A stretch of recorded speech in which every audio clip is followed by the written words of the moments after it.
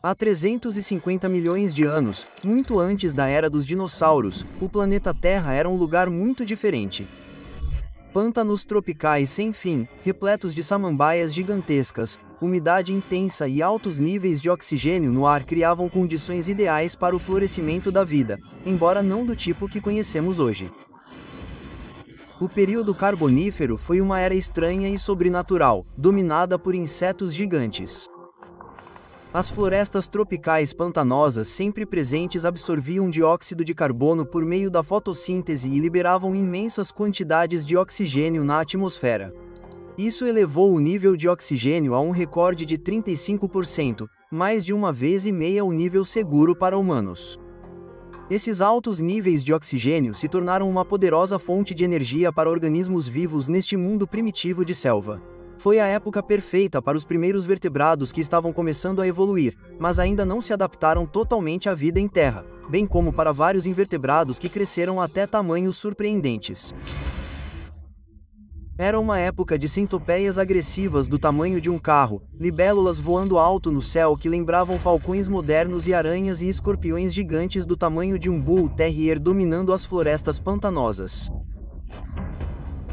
O Carbonífero foi uma época em que insetos gigantes dominavam o planeta, transformando-o em seu pior pesadelo.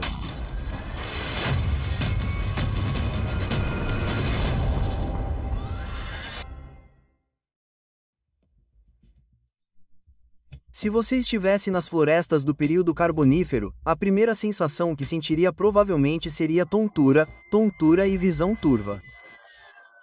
Isso se deve aos níveis excessivos de oxigênio, tão abundantes que até mesmo uma pequena faísca poderia inflamar madeira molhada. Olhando para baixo, você provavelmente veria seus pés afundando levemente no pântano, o que seria típico, já que alta umidade e ambientes pantanosos eram uma marca registrada do Carbonífero. Mas o verdadeiro espetáculo estaria acontecendo acima de você no céu. Se você levantasse o olhar, veria algo semelhante a pássaros voando acima de sua cabeça, suas asas emitindo um zumbido alto e uma vibração perceptível no ar. Essas eram borboletas pré-históricas gigantes conhecidas como Paleodictyoptera. A envergadura de um representante típico dessa espécie era em média de 16 polegadas, com os maiores espécimes atingindo até 22 polegadas, quase 10 vezes o tamanho dos insetos voadores modernos. As Paleodicty estavam entre as maiores criaturas aladas do Carbonífero. Seu nome, que significa asa reticulada antiga, refere-se aos seus padrões intrincados de asas que se assemelhavam a uma malha delicada. Além de dois pares padrão de asas com padrões vibrantes, esses insetos também tinham pequenas projeções perto de suas cabeças que podem ter atuado como estabilizadores durante o voo. Em suas cabeças, eles carregavam um proboso usado para consumir fluidos vegetais, um exemplo precoce de adaptação a esse tipo de estilo de alimentação. Além de seu enorme tamanho, as Paleodicoptera não tinham como intimidá-lo. Eram herbívoros inofensivos interessados apenas nos sucos ricos em nutrientes das plantas. O mesmo não poderia ser dito de um predador terrestre do Carbonífero, representando uma ameaça mortal a qualquer coisa em seu caminho. Não seria difícil localizá-lo, pois foi o maior escorpião da história do planeta, conhecido como Palomino Scorpius chinensis. Ele atingia até 71 centímetros de comprimento. Para referência, o maior escorpião moderno, o escorpião imperador, mal chega a 20 centímetros. O Pomus scorpion tinha um corpo enorme coberto por um exoesqueleto quitônico que lhe proporcionava excelente proteção contra outros predadores. Suas grandes e poderosas pinças equipadas com garras afiadas lhe permitiam capturar e segurar suas presas.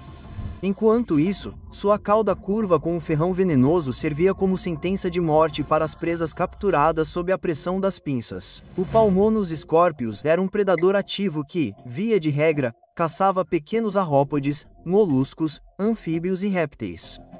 Encontrado tanto em terra quanto na água, sua adaptação ao ambiente aquático o fez prosperar como predador em mares antigos.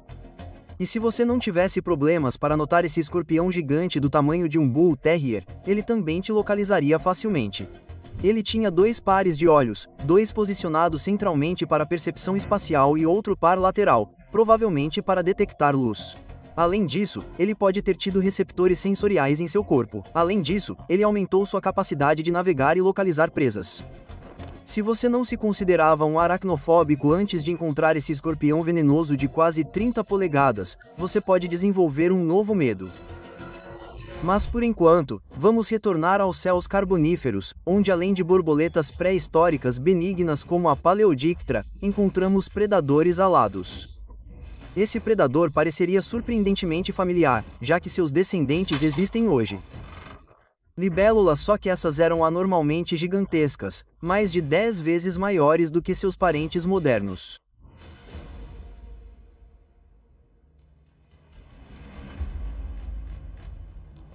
Megora foi um dos maiores insetos voadores de todos os tempos. Olhando para ela, não é tão diferente de uma libélula comum, embora gigante. E meio que é.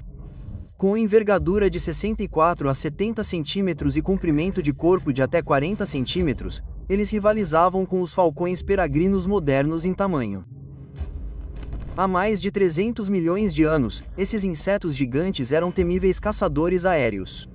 Eles mantiveram o título de predadores de ponta dos céus do Carbonífero até o final do período Periano, quando surgiram os primeiros répteis planadores. E, de fato, seus grandes olhos compostos, que proporcionavam uma visão de quase 360 graus, permitiam que eles avistassem presas de cima e de baixo.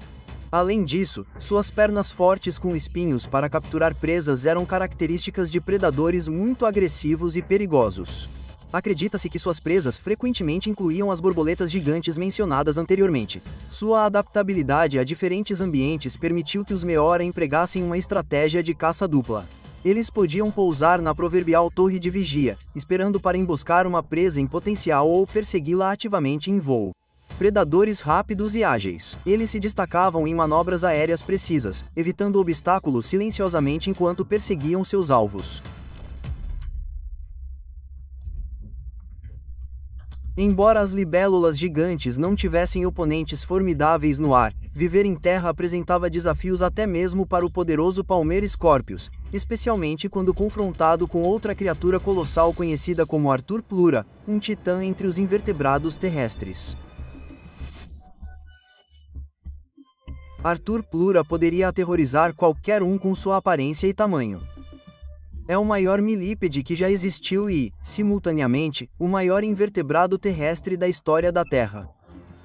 Os menores membros deste gênero atingiam até 30 centímetros de comprimento, enquanto os maiores espécimes atingiam espantosos 2,5 metros e pesavam 50 quilogramas.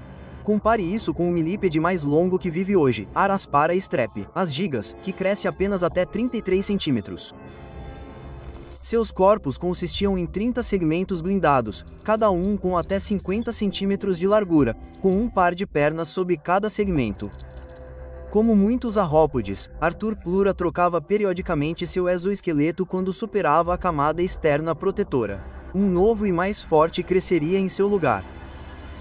Acredita-se que Arthur Plura tinha um exoesqueleto protetor extremamente durável, que poderia proteger seus encontros com predadores. No entanto, vale a pena notar que tais confrontos com outros animais eram muito raros, já que o período Carbonífero não era conhecido por ter muitos predadores. Mesmo escorpiões gigantes provavelmente hesitariam em atacar um milípede várias vezes seu tamanho. Nenhum fragmento fóssil foi encontrado da cabeça e partes da boca desses gigantes, então a dieta dos espécimes maiores permanece incerta. No entanto, os cientistas especulam que essas manifestações rastejantes de insetofobia provavelmente se alimentavam de matéria vegetal em decomposição e sementes. Presumivelmente, os indivíduos jovens provavelmente eram estritamente vegetarianos, enquanto os adultos ocasionalmente se deliciavam com carne em decomposição ou até rezavam para pequenos animais. Mas a natureza única da selva carbonífera não para por aqui. Entre os pântanos, outro predador espreitava em antecipação a pequenos répteis e anfíbios. Parecia uma aranha incomumente grande. Embora não fosse uma aranha de verdade, era um parente distante, um escorpião marinho conhecido como mega.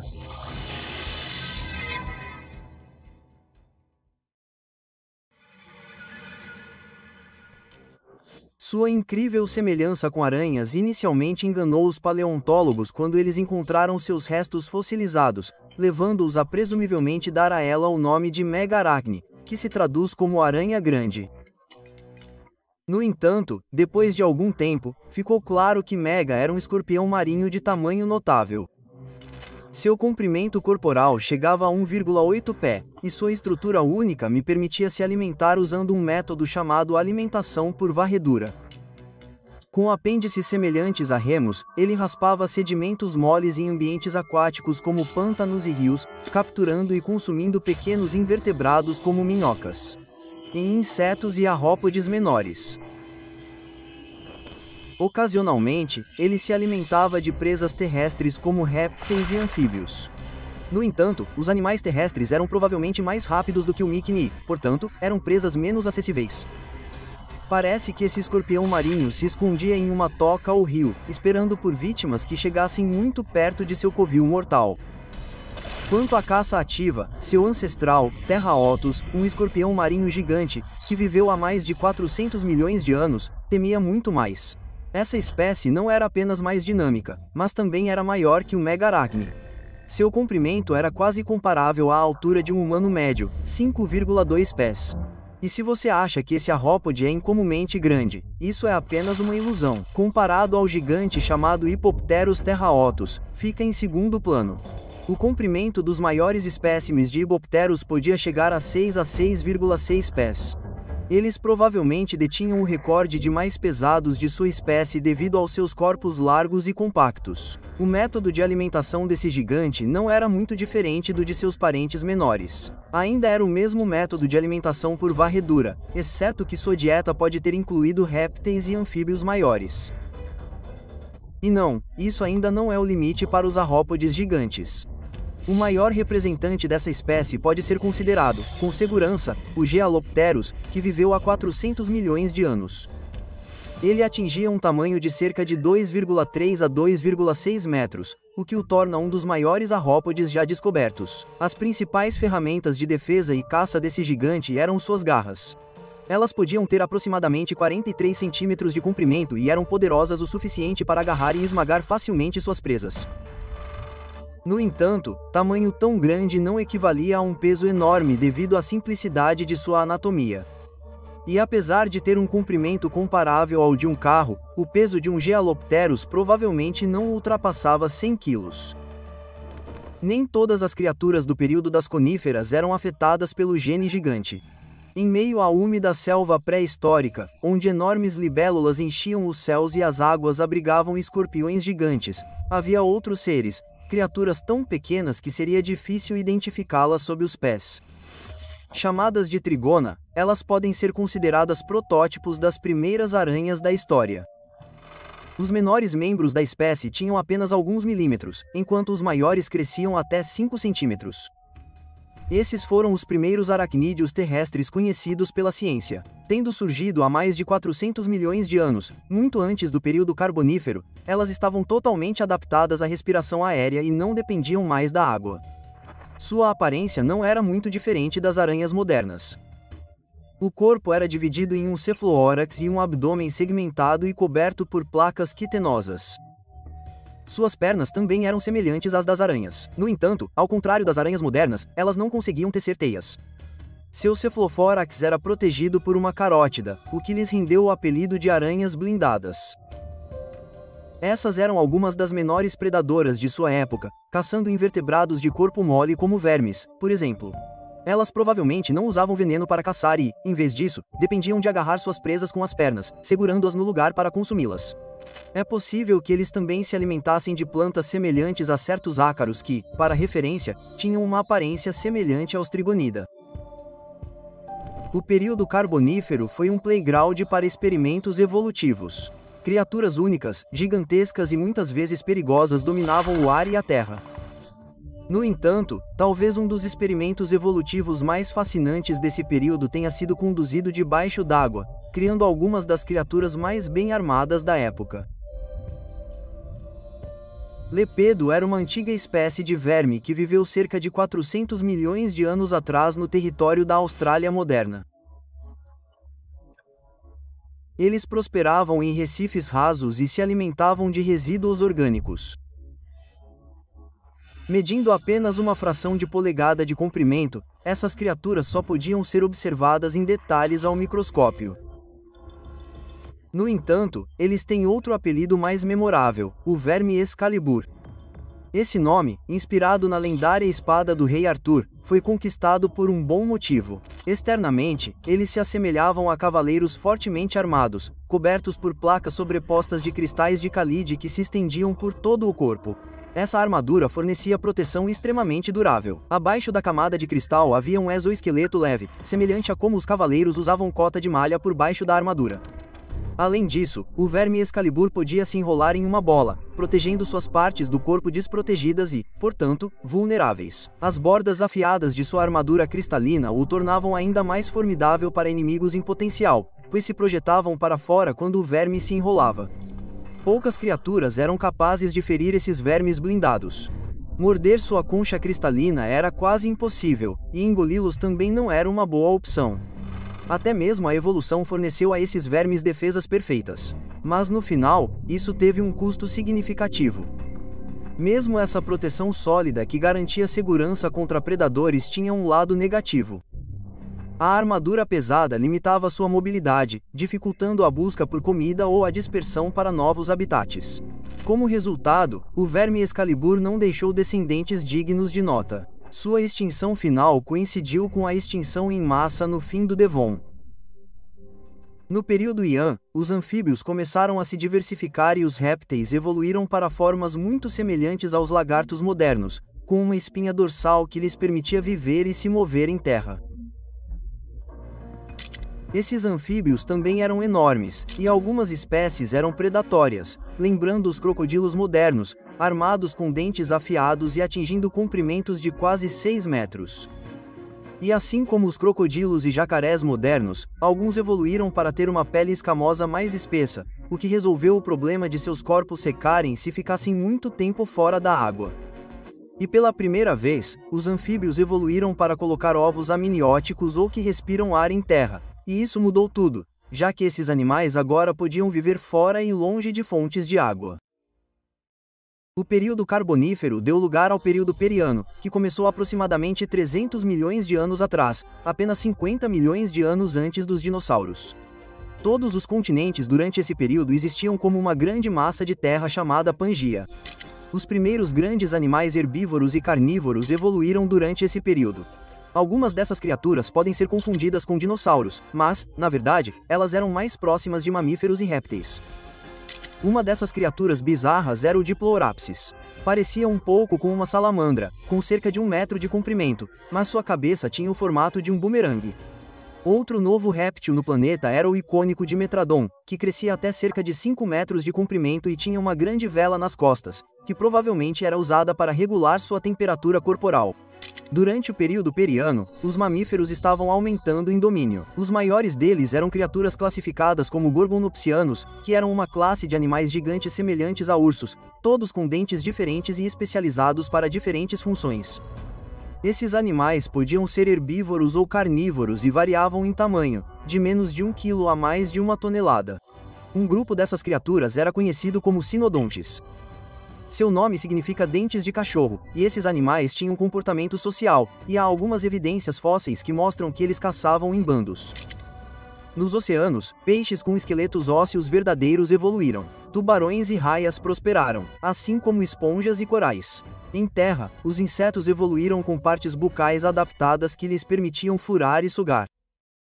Mas há cerca de 252 milhões de anos, a Era Periana chegou a um fim abrupto por um evento cataclísmico que causou uma extinção em massa. Em 2001, cientistas fizeram uma descoberta assustadora. Um cometa ou asteroide enorme semelhante ao que pôs fim aos dinossauros exterminou os répteis gigantes predecessores 200 milhões de anos antes. Mas como os cientistas chegaram a essa conclusão? Moléculas de hélio e gás argônio foram encontradas presas em carbono em altas proporções. Elas só poderiam ter vindo do espaço. Estima-se que o asteroide ou cometa tivesse entre 6 e 12 quilômetros de diâmetro. Os pesquisadores dizem que o impacto teria liberado uma energia 1 milhão de vezes maior do que o maior terremoto do século passado. Além dessa descoberta, há algumas evidências de que a Sibéria e a China atuais passaram por erupções vulcânicas em uma escala inimaginavelmente grande, e essas erupções criaram nuvens de poeira e cinzas que bloquearam a luz do Sol. Não só isso, mas ao longo de 1 milhão de anos, 3 milhões de quilômetros cúbicos de lava foram despejados do solo, cobrindo todo o planeta em uma camada de 10 metros de espessura. O impacto do asteroide, combinado com a atividade vulcânica, foi o proverbial tiro de uma espingarda de cano duplo. A Terra era mais uma vez um lugar muito infeliz. A combinação desses dois eventos resultou no que é chamado de Grande Extinção. 90% de todos os animais marinhos e 70% de todos os animais terrestres que estavam vivos durante esse período pereceram. O evento de extinção da era Perã-Triassique, 252 milhões de anos atrás, marcou o início da era Mesozoica do período Triassique, Jurássico e Cretáceo, que durou 186 milhões de anos.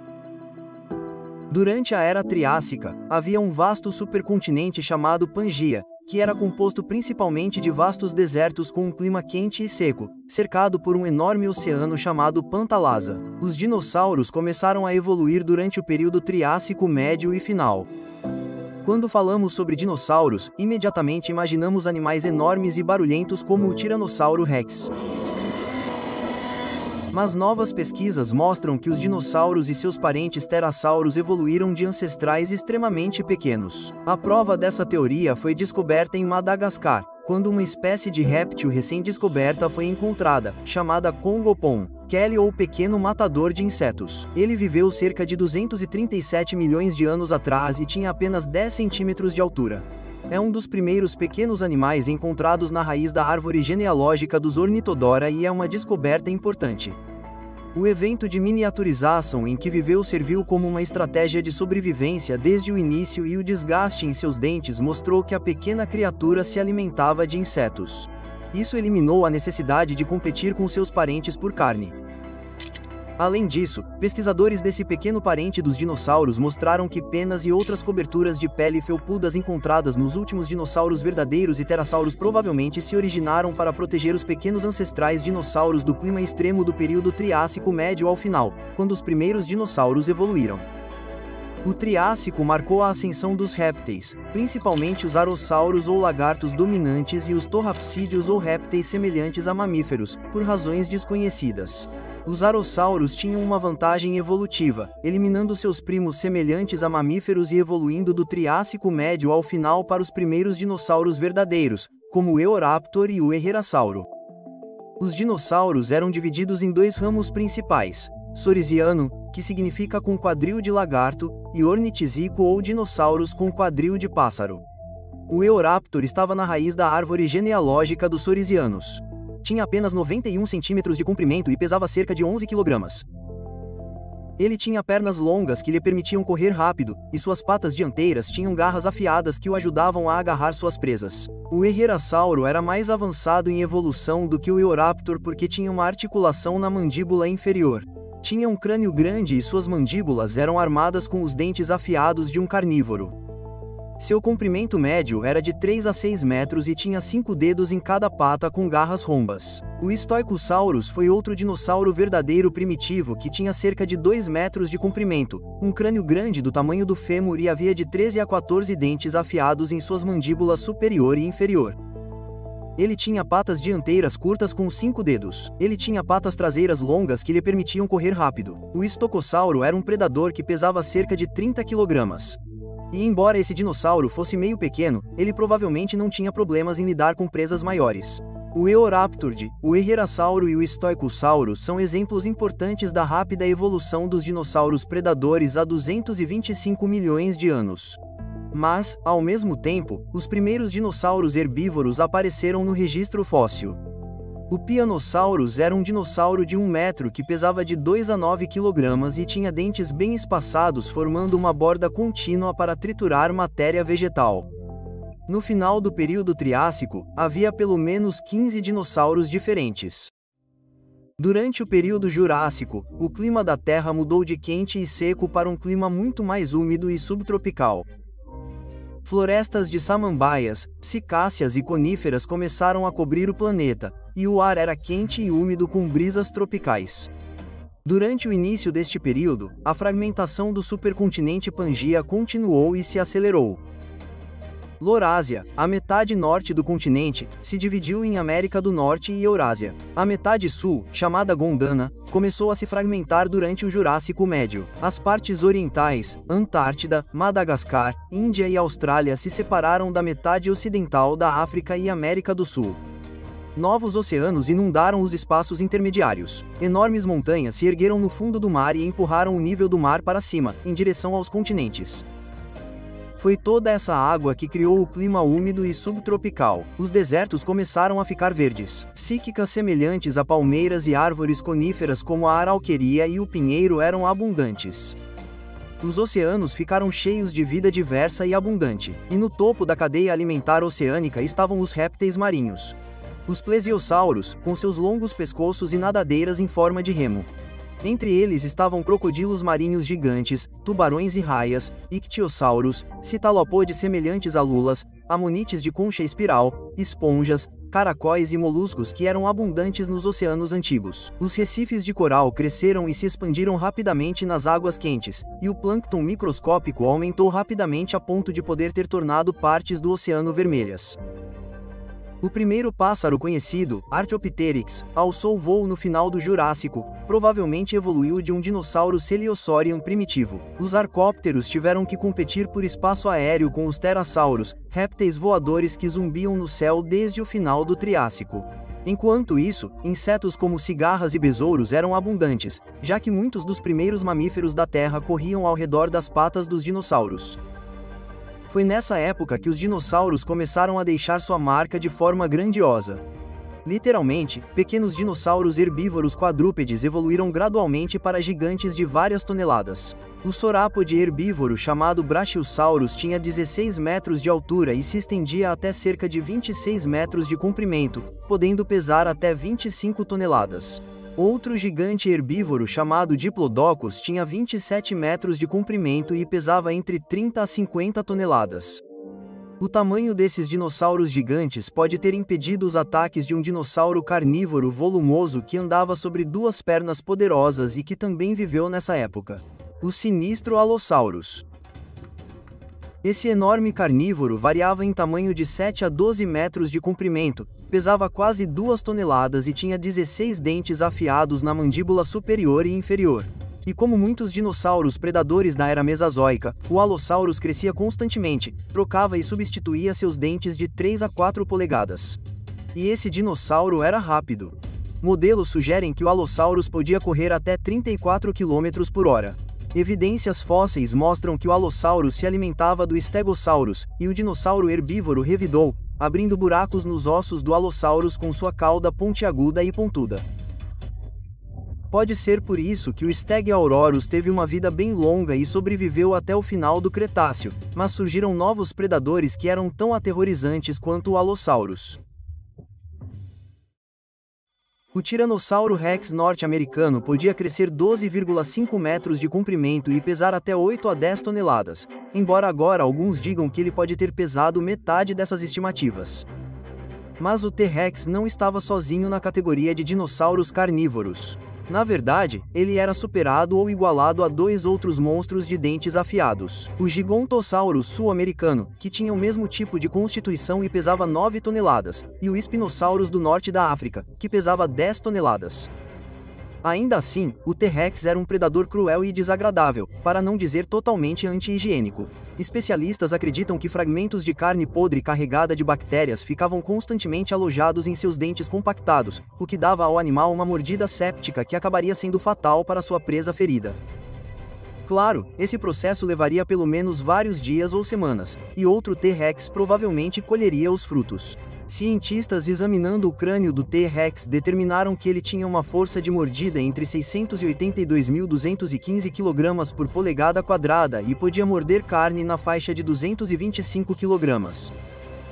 Mas o Tiranossauro Rex, assim como o Allosauro, também tinha problemas com presas. Ele viveu na mesma região e período de tempo que alguns dinossauros herbívoros blindados.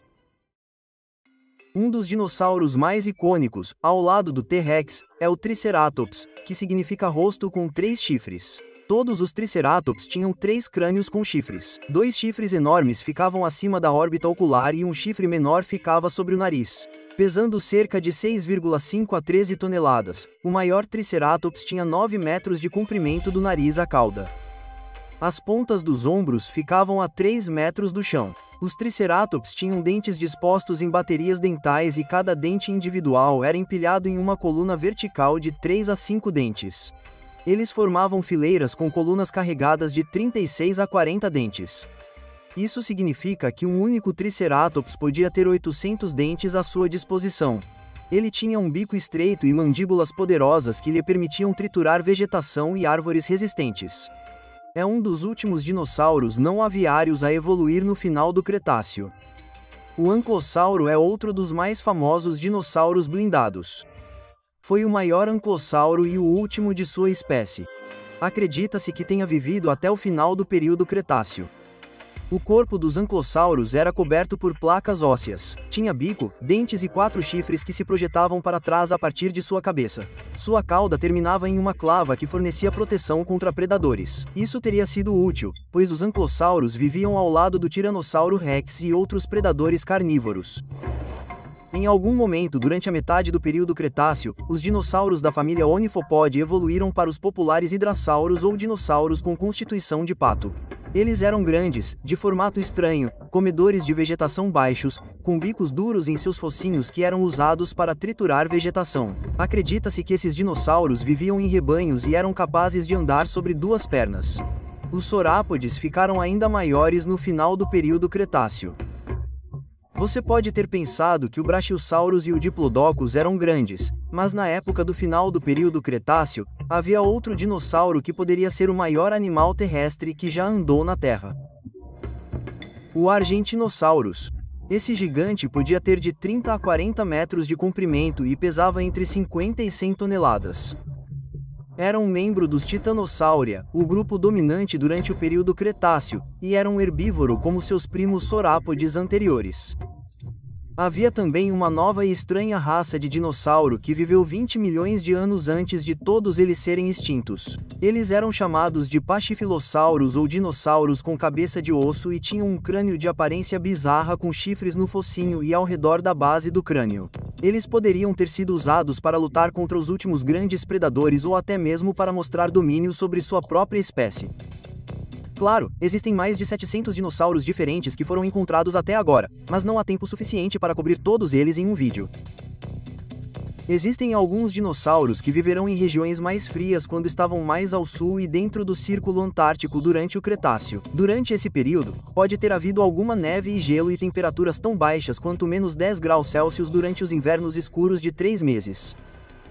Havia uma variedade de dinossauros diferentes vivendo nesta zona polar. Em 2014, uma seção do crânio e ossos maxilares superior e inferior foram encontrados de um T-Rex em miniatura chamado Nanosaurus hogland.